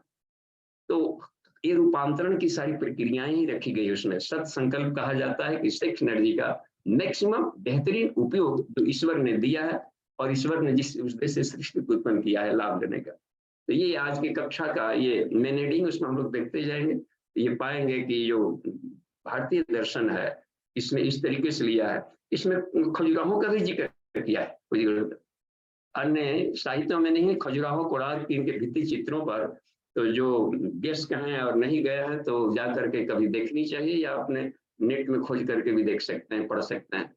उसमें पढ़ाया जाता है कॉलेजों में Khajuraho, the epic of life, जीवन का महाकाव्य है खजुराहो। इसलिए यहाँ पर भारतीय लोग वहां पर ये आध्यात्मिक काम विज्ञान का एक तरीका हो गया कि किताब से पढ़े, वो रेटिंग की है, लेकिन मुख्य व्यक्ति को हो तो मूर्तियों से इसके साइंस को पढ़ाया जा सकता है। ये भी एक विद्यात्मक तरीका है पढ़ने पढ़ाने का। हम लोग केवल उसके निगेशन पक्ष को चुन करके ना आ जाए, निगेटिव पक्ष कुछ ऐसे कर रहा है, ऐसा साहचर्य ऐसा तरीका है, उसके पीछे में कौन सी वैज्ञानिक दर्शन, कौन सी विद्यात्मक पहलू झांक रहा है, ये भी ढूंढनी चाहिए। इसी विद्यात्मक पहलू को देखने के लिए, दर्शन करने के लिए जो हाई ब्रेन वाले जाते हैं उसको लाभ लेते हैं। जीवन का महाकाव्य क्यों कहा गया इसको, और इस तरीके से उसमें दिया गया है कि यदि पशु प्रवृत्ति की तरफ भाग रही है तो पशु प्रवृत्ति को अध्यात्म की तरफ कैसे मोड़ने की प्रक्रिया है, ये सारे साइंस को उसमें भी बताया गया है। तो इस पक्ष को भी इस लेख में पूज्य गुरुदेव ने रखा है कि हमें इसे हर चीज को जो method and mode of teaching है उसमें से विद्यात्मक पहलू को लेनी चाहिए, चुननी चाहिए, फिर आगे जाकर के बढ़ करके लास्ट गोल को पानी चाहिए। कि लास्ट गोल कहाँ पर होता है? आत्म साक्षात्कार, ईश्वर साक्षात्कार, अखंड आनंद की प्राप्ति।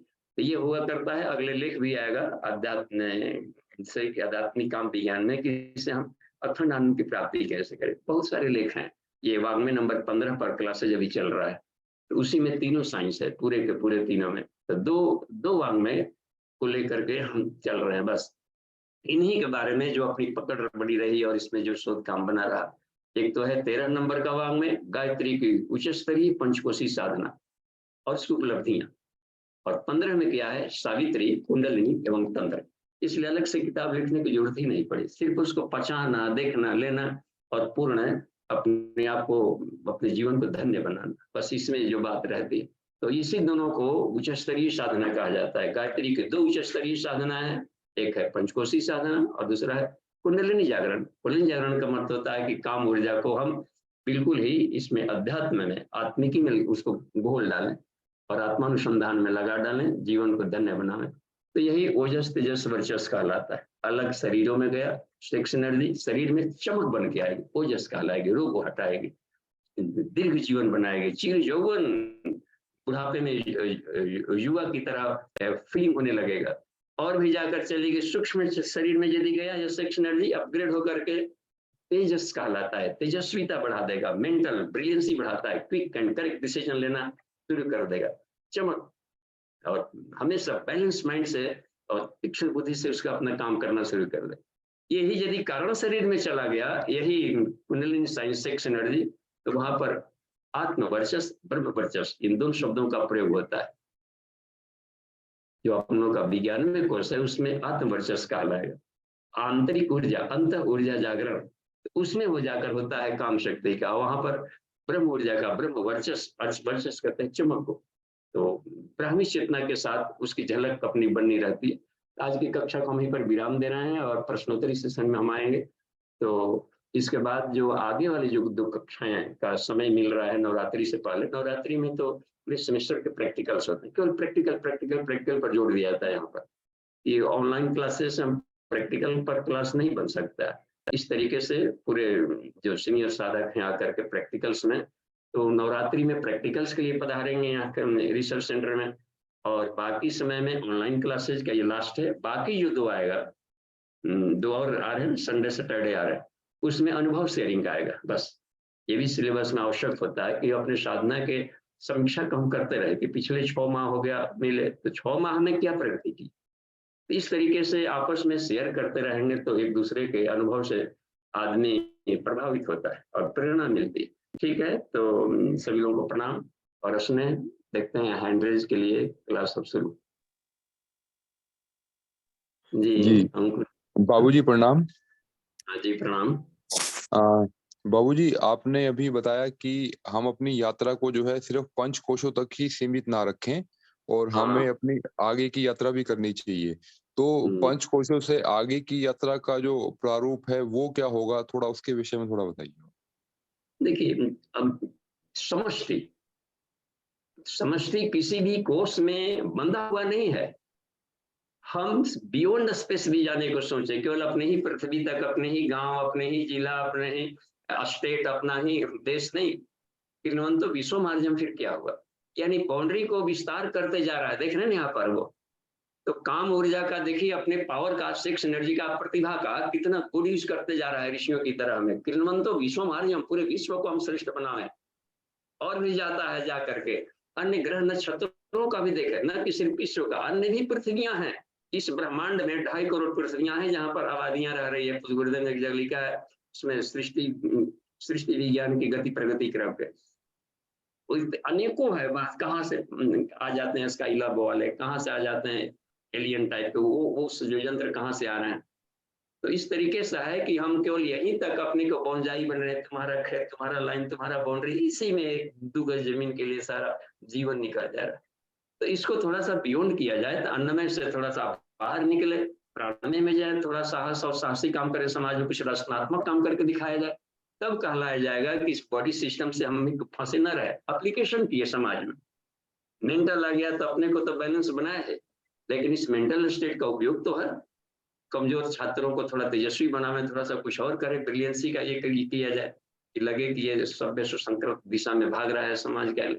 तो उसका एप्लीकेशन थोड़ा सा बॉडी सिस्टम से बाहर निकला जाए, और बाहर निकले तो फिर अपने ही करते ना रह जाए, जीवन पर अपना सब्स्टिट्यूट खड़ा कर दे, ताकि ऐसा नहीं लगे कि सड़ा भुना हुआ बीज था, दूसरा सीड पैदा नहीं किया।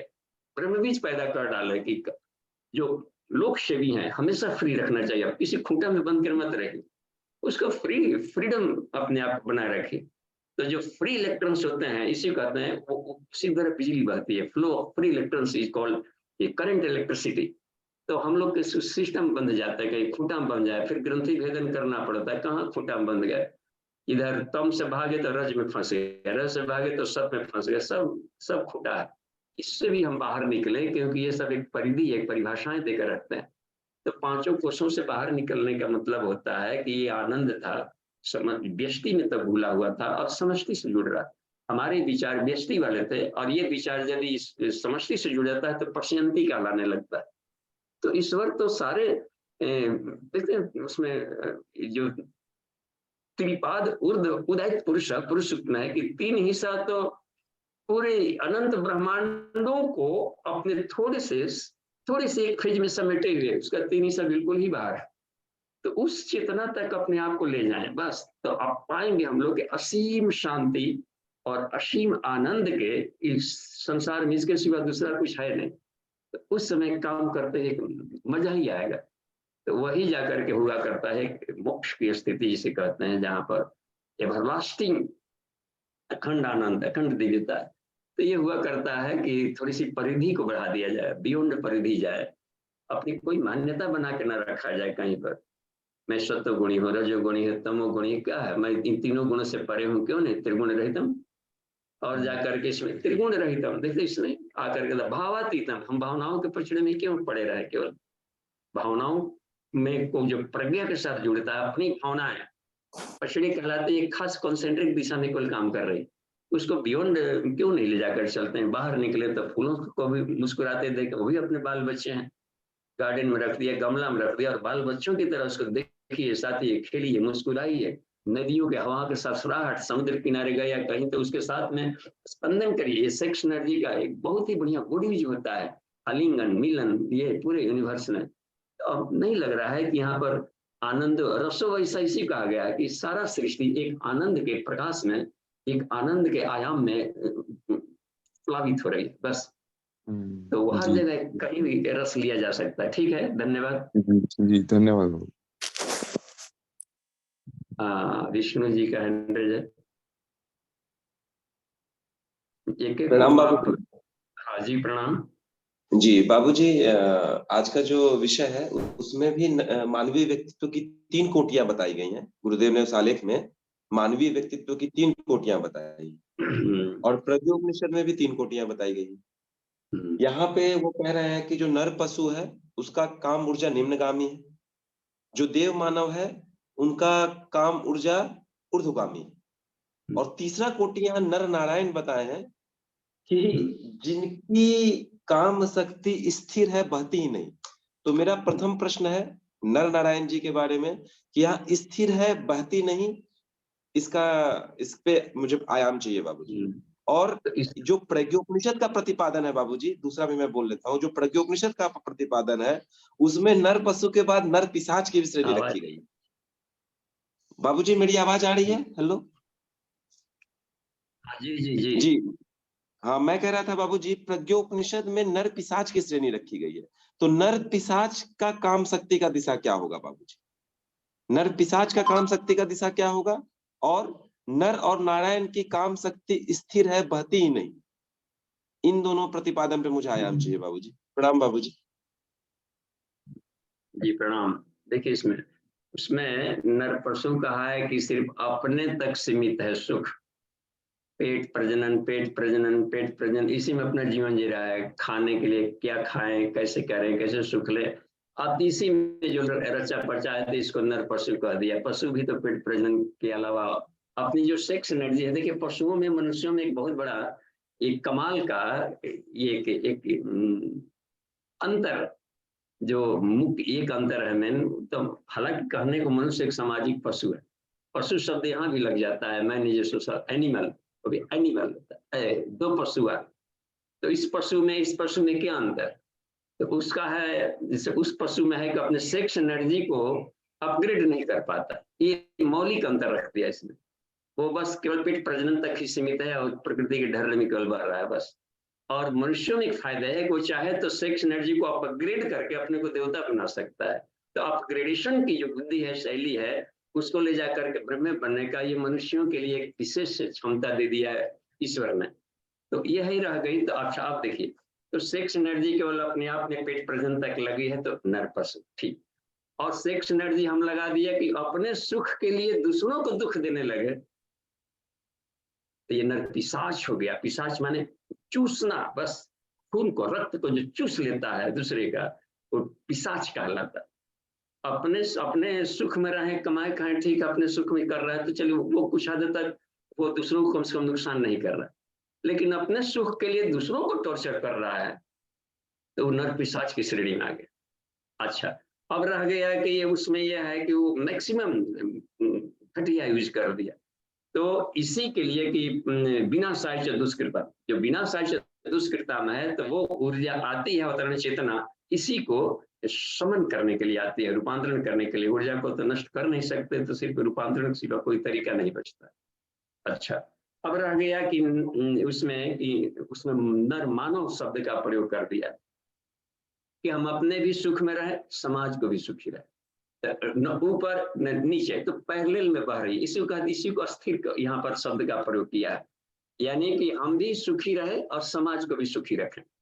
तो ये जो बहती है, न नीचे गिरेंगे। अच्छा, ऊपरी क्षमता है नहीं कि वहां पर जा सके, तो उनका हार्ट यहाँ पर रहता है, जो अपना अनाहत चक्र है, यहाँ पर मेडिटेशन रहता है। नर पशु नर पिशाच का पेट प्रजनन, तो इसलिए नाभि में उनका रहता है अमृत कुंड। रावण का अमृत कुंड नाभि में, वो उससे ऊपर नहीं उठ पा रहा है इन चक्रों। लेकिन ये इमोशनल व्यक्ति होता है यहाँ पर कि हम भी सुखी रहें, पास पड़ोस उनके लिए जीना, उनके लिए भी करना, दोस्त सर्किल, फ्रेंड सर्किल, समाज काम में लग रहा है। तो ये जो बह रही है ना स्थिरता, इसमें बहते हुए अच्युत बने रहना। नर के साथ नारायण, नारायण जी समझता बाबूजी। है कि वो अच्युत है। हम जी इसमें जाकर बाबूजी। के, हाँ, जी, आयाम मिला बाबूजी। इस आयाम को मैं प्रज्ञोपनिषद के रूप में क्या ऐसे ग्रहण कर सकता हूँ कि आत्मवत् सर्वभूतेषु और वसुधैव कुटुंबकम, इन दो भावना को जिन्होंने आत्मसात कर लिया, वे नर नारायण की श्रेणी में आ सकते हैं? जी, आ सकते हैं, जी। रख सकते हैं। हाँ, जी बाबूजी, आयाम मिल गया बाबूजी। 2 और हैंड रेज है। प्रणाम बाबूजी। जी प्रणाम। जी ठीक है, धन्यवाद।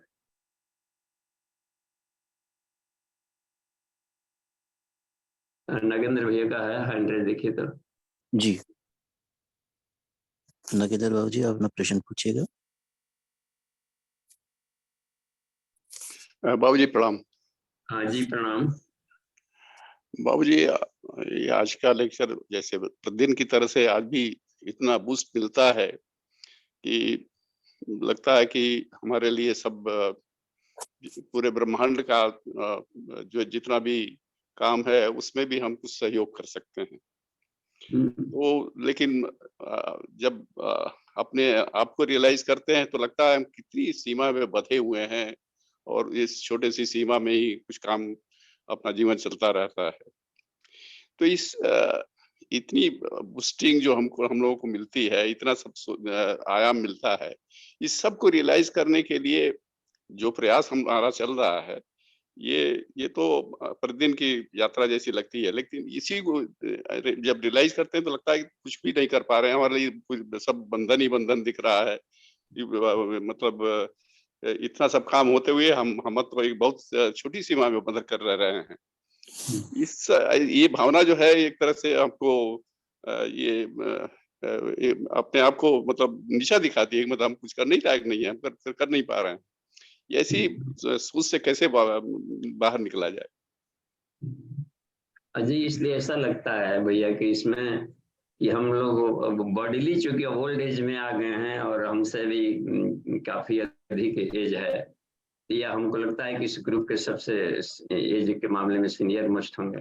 तो हम लोग चूंकि अब शरीर की एक उम्र होता है, थकना होगा, वो डिपेंडेंसी हो जाती है ओल्ड एज में, घर परिवार, तो इसको हम लोग बंधना ना माने। घर के जो और फैमिली मेंबर्स हैं उनको हम प्यार देते हैं, स्नेह देते हैं, उनको साथ में करते हैं, तो आप घुस रहे हैं, आपकी शक्ति उनके बॉडी में प्रवेश कर रही, तो एक से अनेक बनने की प्रक्रिया चल रही है। इसलिए इसमें निराश होने की बात है ही नहीं।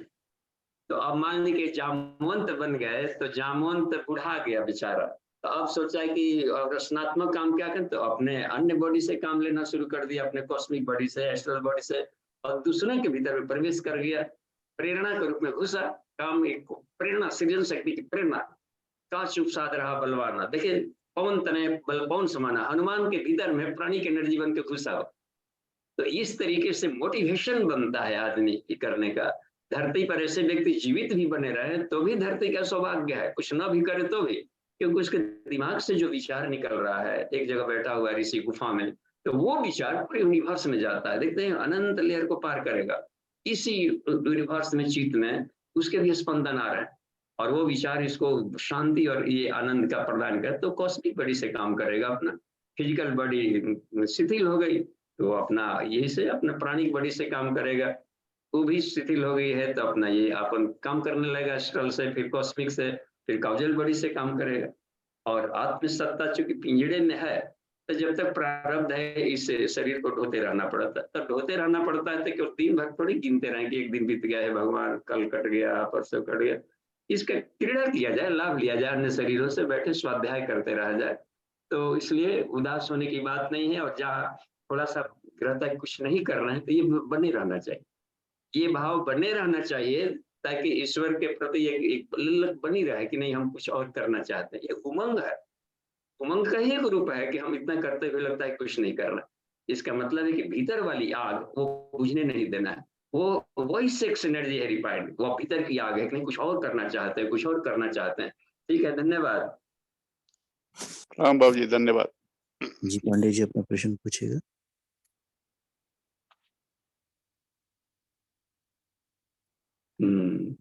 हाँ जी प्रणाम। जी पांडे जी, आप अनम्यूट होजिए। बीके पांडे जी। हाँ लगता है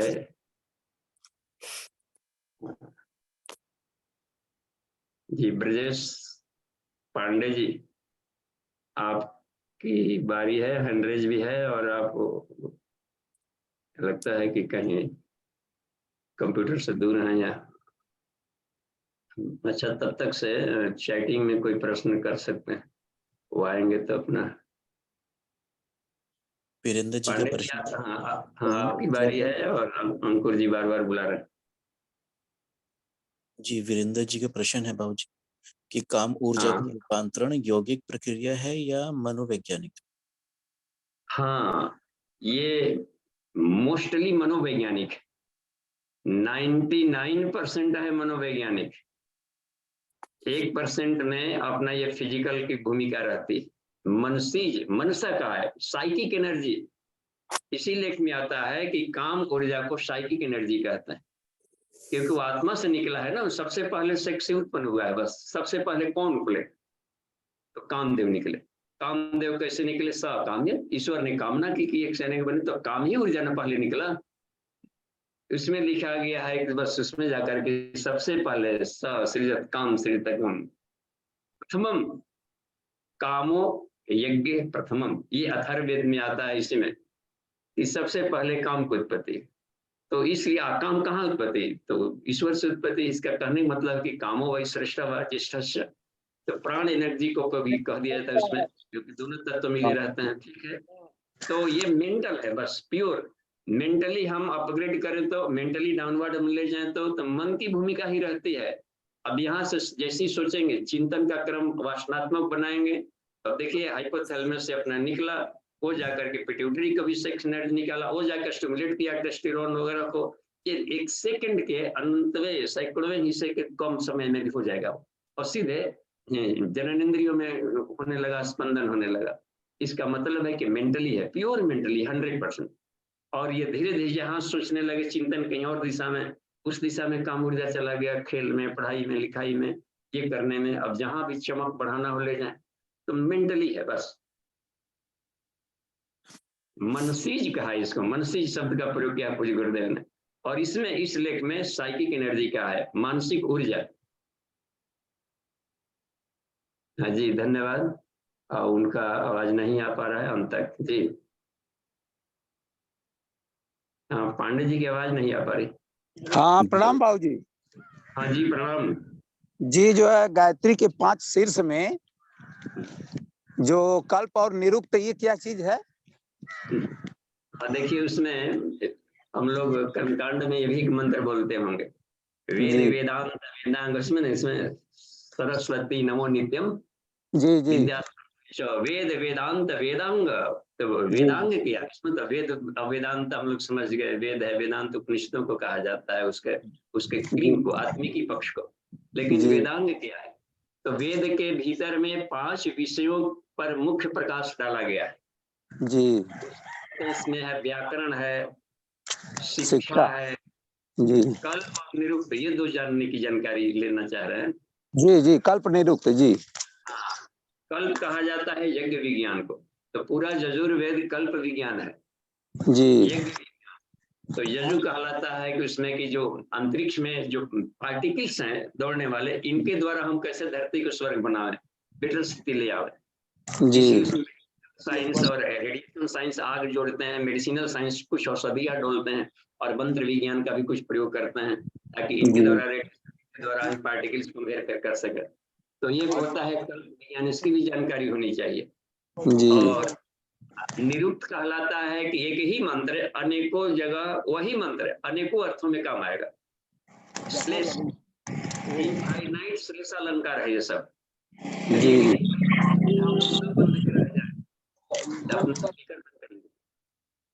हाँ, पांडे जी आपका स्पीकर खुला है तो बंद कर लें, खड़खड़ाहट की आवाज आ रही, केवल सुनाई पड़ेगी इधर से आवाज। तो उसमें यही है कि निरुक्त का अर्थ होता है कि उसके अन्य प्रोग्जार्डन करके अन्य अर्थों में भी हम लें, क्योंकि अनंता वही वेदा, वेद के हर शब्द के अनंत अर्थ हैं।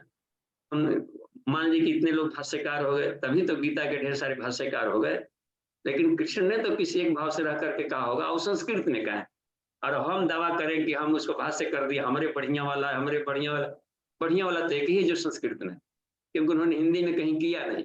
यदि हिंदी में किया गया है तो कृष्ण का नहीं, आपका। इसका मतलब ये रहता है कि जब आप कर सकते हैं अपने ढंग से, तो हम क्यों नहीं अपने ढंग का करें? दूसरों के ही केवल मस्तिष्क में हम क्यों जीते रहे? तो इसीलिए निरुक्त को ओपन रखा है कि उस पर अनंत लोग आएंगे, अनंत तरीके का भाष्य कर सकते हैं, कि हम अपने ढंग से कोई पॉजिटिव अर्थ लें। तो एक ही शब्द के जितने भी पॉजिटिव अर्थ होते हैं, विधेयात्मक अर्थ होते हैं, सबको सत्य कहा है बस। तो व्यास उसको उसी का कहता है, व्यास माने जो उनको भीतर को विस्तार करके एक नई दुनिया में ले जाए। 99 अर्थ किसी ने बता दिया, यदि 100वां अर्थ पॉजिटिव आपने बता दिया तो पीएचडी पा लिए। फिर एक ही शब्द से अनेकों पीएचडी लिए जा सकता है, एक नया एंगल ऑफ विजन है, इसी को निरुक्त कहा जाता है। ठीक है, हाँ जी। तो अगले क्रम में जी, किसी का प्रश्न तो अपना हैंड रेज कर सकते हैं या चैटिंग में भी दे सकते हैं।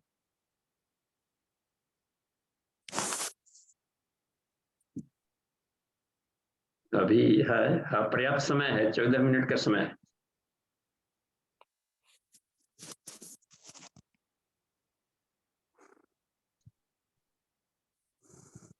इसमें से प्रश्न नहीं है तो आप कोई और भी पंचकोश से जुड़ा हुआ कोई भी प्रश्न कर सकते हैं। विषय से जुड़े ना हो तो आपके साधना क्रम में जहाँ रुकावट आती हो, या कोई आपको कोई ऐसा साइड इफेक्ट आ गया, साधना कर रहे थे दिक्कत आ गई, तो उसको हम लोग करके रख सकते हैं। प्रणाम बाबू जी। देखिए एक और भी हैंड रेज है, उनको देखिए। दीदी है, किरण दीदी। जी बाबूजी प्रणाम। हाँ जी प्रणाम, लगता है किरण दी का। जी बाबूजी, जो हम काम विज्ञान की बात करते हैं, काम इसके बारे में बातचीत चल रही है, तो हम इसको पवित्र क्यों नहीं मानते? अब जैसे कि हमारे, मैंने तो खूब देखा है, आज एकादशी का व्रत है, या आज नवरात्रि चल रही है, या आज कुछ ऐसा है, तो वो पति पत्नी एक दूसरे को स्पर्श तक नहीं करते, तो वो अपवित्रता कहाँ से आ गई? जी बाबूजी। हाँ देखिए इसमें ये जैसा शिक्षण किया जाता है बचपन से कि ये गलत है, वो सही है, ऐसे करे वैसे करे, तो कुछ लोग उसका उस दिन आध्यात्मिक लाभ नहीं ले पा रहे होंगे, इधर इसके लिए उनके लिए मनाही की गई होगी। लेकिन तंत्र महाविज्ञान में हर चीज को पवित्रता से देखता है वो, इसलिए सबसे पवित्रतम ग्रंथ कहा जाता है तंत्र महाविज्ञान को। उसमें अब रह गई है कि अब तो जब तक से हमें वो कैसा स्तर न मिल जाए, तो इसलिए उस दिन मनाही कर दिया गया। जैसे तुलसी का भी कि इस दिन तोड़े, इस दिन न तोड़े, आज एकादशी है न तोड़े। इसका मतलब ये रखा जाता है कि प्रसाद में बिना तुलसी का विष्णु फिर स्वीकार नहीं करेंगे, तो वो भी मंत्रों को सोखता है और उस दिन आध्यात्मिक ऊर्जा को एब्जॉर्व करता है। पौधे सिर्फ पौधे भर नहीं होते हैं, बायोप्लाज्मी के आभा मंडल लिए रहते हैं, तो वो ऊर्जा को सोख लेगा तो ये कल और फायदेमंद हो जाएगा, इसलिए वहां पर एक मनाही की गई है। लेकिन जिनके घरों में तुलसी का जंगल लगा हुआ हो, तीर्थ हो, उनके लिए तीनों सालों भर त्रिकाल संध्या में काढ़ा लेने का उसमें देता है उपनिषद। तो ये देखा जाता है कि जहाँ पर कम हो तो वहां पर ये दिक्कत है। तो ये परहेज वहीं पर किया गया होगा कि आप पत्नी को स्पर्श न करें, आज है पर्व त्योहार है, क्योंकि आध्यात्मिक ऊर्जा तो वैसे भी रोज आप लेते नहीं, कम से कम एक दिन तो अपने आप को मजबूत बना लें, ताकि कल से आप एक आध्यात्मिक प्रेम कर सकें और वासनात्मक प्रेम दिव्य प्रेम में बदल सके। तो अब दिव्यता कहाँ से देगा? तो आज पर्व त्योहार देगा। इस उद्देश्य से लेकर आचार्य लोग कभी मना ही किए हुए। लेकिन अब ये होता है कि और वैसे जैसे मान लीजिए कि एक दिव्य प्रेम करना है, तो दिव्य प्रेम के लिए ही तो किया जा रहा है, तो दिव्य प्रेम रहता है उस दिन अपना बना रहा है। तो लिंगात साहचर्य को सिर्फ मना करने के लिए किया है कि ऊर्जा का क्षरण न करे। अलिंगात साहचर्य को मना नहीं किया गया किसी दिन कभी भी। देखते इसमें कोई भी पर्व त्योहार है तो पति के लिए, पत्नी के लिए, बच्चों के लिए, इनके लिए, एक दूसरे के लिए डिवोशन उसमें दिखाई पड़ रहा। उनको भी पति भले व्रत नहीं कर रहे हो, लेकिन व्रती जो है घर में उनके लिए फल ला रहे हैं, वो ला रहे हैं, दुकान पर अपने काम ऊर्जा का लगा रहे हैं, इनके निमित्त लगा रहा है कि आपके व्यवस्था बना दे रहा है खर्च से लेकर। ठीक है हम ये कर लेते हैं, आप जाइए अर्घ दे आइए, हम बच्चे को संभाल ले रहे हैं, इसको क्या कहेंगे? ये भी एक व्रत कर। तो दोनों मिल करके कोई बटा हुआ नहीं है, तो उस दिन थोड़ी आध्यात्मिक ऊर्जा जमा हो जाए। लेकिन दिव्य प्रेम के लिए ही आता है पर्व त्योहार बस। अब तीज आ गया तो उसमें 3 व्रत लिया जाता है तीज में, जैसे कि तीज महिलाएं आपने करती, तो उसमें 3 संकल्प यानी काम ऊर्जा को 3 दिशा में हम ले जाएंगे तो हमारा जीवन धन्य होगा। पहला उसमें दिया जाता है कि हम पति पत्नी द्विशरीरम एक प्राणम भविष्यामि, 2 शरीर और 1 प्राण होकर के रहेंगे। तो एक देखिए इसमें क्या हो जाता है, इसमें काम ऊर्जा का एक विलयन विसर्जन यह बान रहती है, तो वो उस दिन तो व्रतशीलता की बात बन रही है। इसका मतलब होता है कि हमारी इच्छाएं भावनाएं को हम एक दूसरे को रिस्पेक्ट दें, कोई अपना अपने पर नहीं, परस्परम संभावयिष्यामि दूसरा वाला है, हम दोनों एक दूसरे को रिस्पेक्ट देंगे। कोई अपने जैसा बनाने के लिए बात नहीं करेगा कि हमारे जैसे बनिए तभी हम प्रेम करेंगे। ये दिव्य प्रेम है, त्याग वाला। आपको आपके ढंग से आगे बढ़ाने में हम मदद करेंगे। तो ये एक बात बनती है, परस्परम संभावयिष्यामि। देखिए कितना। और तीसरा व्रत होता है तीज का, एक संकल्प है उसमें कि कुटुंबम आदर्शम विधास्यामि, अपने परिवार को आदर्श बनाएंगे। नहीं लग रहा है कि घर में स्वर्ग आ जाएगा, तो ये इसके लिए ही बनाया जा रहा है कि काम ऊर्जा को इस रूप में हम लोग दिव्यता प्रदान करें। तो उसमें कोई नो प्रॉब्लम, कहीं प्रॉब्लम नहीं है। लेकिन जो जहाँ ये छुए स्पर्श न करें, ये बेचारे को जैसा शिक्षण दिया गया है वैसा प्रयोग चल रहा है। ठीक है, धन्यवाद। और विष्णु जी का हैंड रेज है, एक चैटिंग में क्या तो आया हुआ है, देखिए तो गायब हो जाता है तुरंत स्क्रीन से। पहले चैट वाले को पढ़ लेते हैं। जी बाबूजी। आशीष जी का प्रश्न है, हर सुबह नया जन्म, यह शरीर भाव का पोषक ना बने, इसके लिए क्या करना चाहिए? फिर से पढ़िए, नहीं सुनाई पड़ा ठीक से। जी, आशीष जी का प्रश्न है, हर सुबह नया जन्म, यह शरीर भाव का पोषक ना बने, इसके लिए क्या करना चाहिए? तो इसमें हर दिन नया जन्म, हर रात नई मौत, तो ये कहने भर का नहीं है। हर दिन का, हर क्षण नया जन्म, हर क्षण नई मौत हो रही है। हम लोग हर क्षण बुढ़ा रहे हैं, हर क्षण नया भी बन रहे हैं। नई कोशिकाएं जन्म ले रही है, पुरानी कोशिकाएं मर जा रही है, पुराने विचार मर रहे हैं, नए नए विचार आ रहे हैं। तो ये प्रजनन और श्मशान घाट का क्रम बराबर बना रहता है। तो इसमें अपने आप को ताजा बनाए रखा जाए, इसमें कि ऑर्थोडॉक्स हम ना बने, पुराने को लेकर ही गमों में हम ना पड़े रहे। तो ये भी हुआ करता है कि शरीर भाव नहीं रहा, हम उसमें आगे बढ़ रहे हैं। तो ये देखा जाए कि साक्षी भाव से देखें, तो जितना ही अपना साक्षी भाव बढ़ेगा उतना ही शरीर भाव से ऊपर उठे रहेंगे। ईश्वर साक्षी चैतन्य है, साक्षी चेता केवल निर्गुणस्य। ये हमेशा याद रखना चाहिए कि एको देव है ना, एको देव सर्वभूतेषु गुणः सर्वव्यापी सर्वभूतांतरात्मा कर्माध्यक्ष सर्वभूतादिवास साक्षी चेता केवल निर्गुणस्य, साक्षी चैतन्य है। तो हम उसमें जहां भी कर्ता बन जाते हैं, चाहे मेंटली हो या इमोशनली जुड़ गए, तो फिर उस समय हम साक्षी भाव में नहीं रह पाते हैं और उससे प्रभावित हो जाते हैं। तो प्रभावित जहां पर हो जाए तो अपनी ऊर्जा का क्षरण शुरू हो गया। तो अपने को इस प्लेटफॉर्म पर रहते हुए काम करने की स्थिति बनाई जाए, इसको कहते हैं अस्तित्व प्रज्ञ होकर के काम करना। अभ्यास से आता है, बस अभ्यास से न तो कौन थे। अभ्यास करते करते फिर ये पक जाएगा।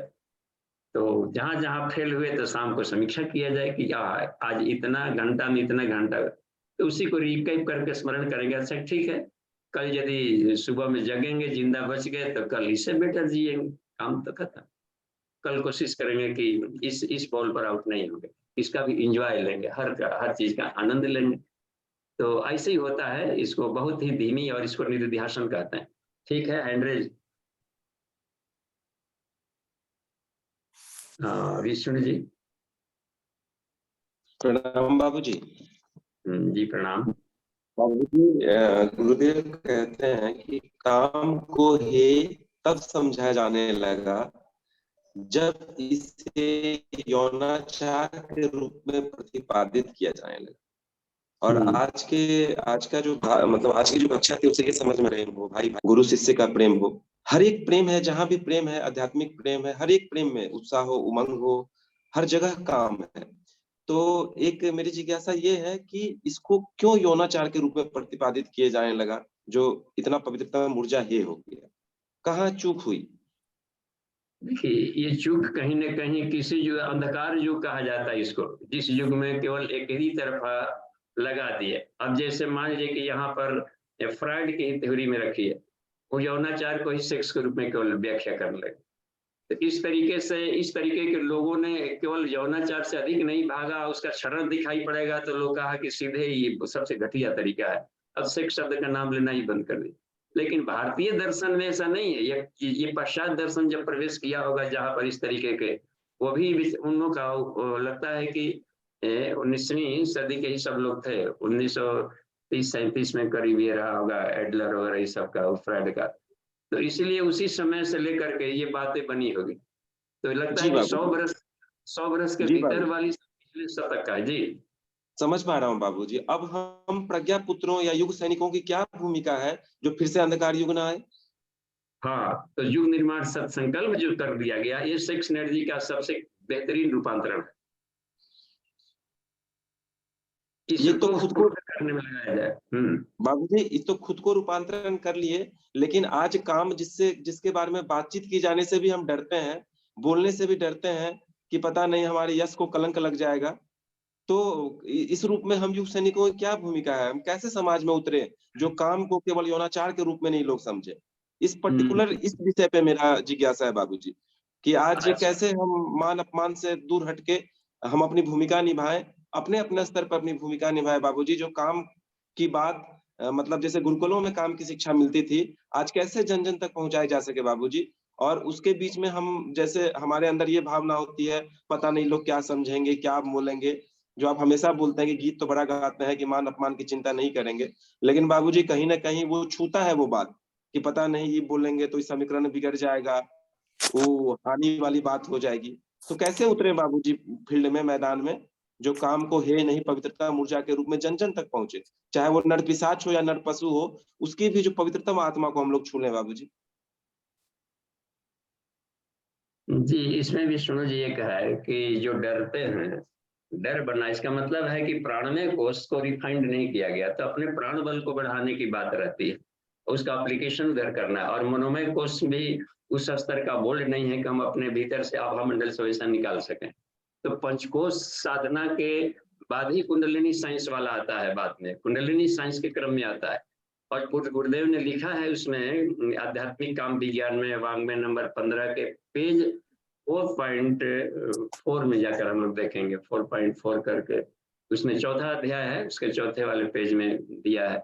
उसमें दिया है कि आध्यात्मिक काम विज्ञान को जन सामान्य के लिए कहा जाए। भले ही इस प्रशिक्षण को लोग अश्लील के अवांछनीय के, तो हमने गुरु जी ने दिया है कि तुम ये जो उच्च स्तरीय विद्या है इसके शिक्षक पैदा करो। हमने उसको झोंक दिया, समाज क्या कहता है, जो कहता है भले ही लोग अवांछनीय, तो हमने गुरुदेव को लिए अपने आप को झोंक दिया, बस जो प्रतिभा दी झोंक दी, जिनको जो कहना है कहते रहे। तो जो जो होते हैं ना, क्रांतिकारी होते हैं, वे प्रभाव नहीं करते, देखते हैं कि हमारी अपनी आत्मा, अंतरात्मा देखिए मैं सही हूँ तो सही हूँ बस। तो इस तो भाव हम से कैसे झोंके बाबूजी अपने आप को? हम आपके बच्चे अपने आप को कैसे झोंके, उसके लिए कोई मतलब एक रास्ता पकड़ाइए कि हम कैसे झोंके अपने आप को हाँ, तो अपने अपने फील्ड में। आत्मवर्चस्व, देखिए आत्मवर्चस्व जो शब्द है 99 कोष का, तो ये हुआ करता है कि सामर्थ्यम आत्मा नाम, नौकात्म्य, अपने आत्म तेज को बढ़ाने में वही सफल होते हैं जो समाज को नहीं, अपना अपना ईमान और भगवान दो के सिवा बीच में तीसरे का टांग नहीं घुसाने देते। तो वो तब जाके आत्मवर्चस्व बढ़ेगा। अब गुरु के काम के लिए अपने आप को झोंकना है, लगाना है, तो पढ़ते रहे, अब देखते रहे, जितनी क्षमता है। मान लीजिए कि ये वाली काम नहीं कर पाएंगे, तो इससे छोटे स्तर का हम काम करें जो कि इसमें थोड़ा हेल्पफुल बनता है। अपने को कम से कम तो ऐसा बनावे कि हम उसको खराब नहीं माने।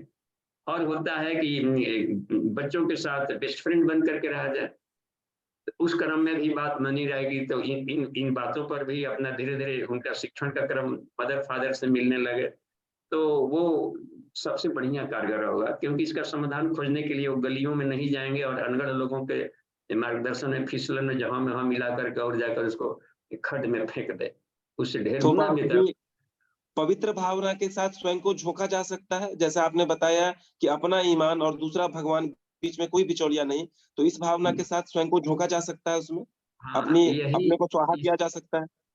जी, तभी सफलता मिलनी है। जहाँ जी तीसरे का टांग आ गया तो कबाब में हड्डी आ गया, उनका बोलते हैं ना उदाहरण में कहीं पर। तो जी इसका बाबूजी, मतलब रूपा दीदी का हैंडरेज है बाबूजी, खीर रूपा में दीदी गिर का गई, हैंडरेज है बाबूजी।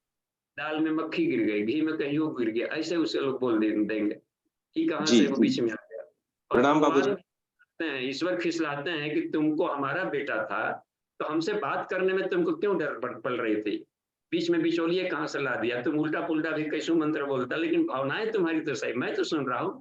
तो बच्चा माँ से आने भी मांगेगा तो जानती है कि पानी मांग रहा है, तो वो क्या शब्दों के पछड़े पड़ा रहना। तो वो उस स्तर तक होता है, भावनाओं के लेयर में पहुंचने पर सारे शब्द वो निसार हो जाते हैं।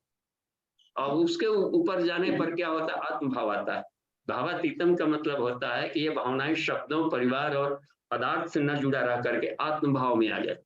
तो ये भावनाओं का ऊर्ध्वगमन है। भावातीतम का मतलब ही होता है कि केवल प्रकृति तक नहीं, प्रेम के साथ हमारी घुल गई है चेतना। जी जी, प्रणाम बाबूजी।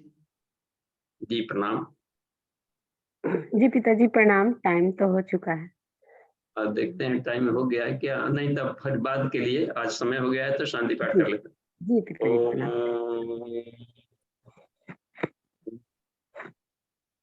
शांति ही शांति ही शांति। समाप्ति। प्रणाम।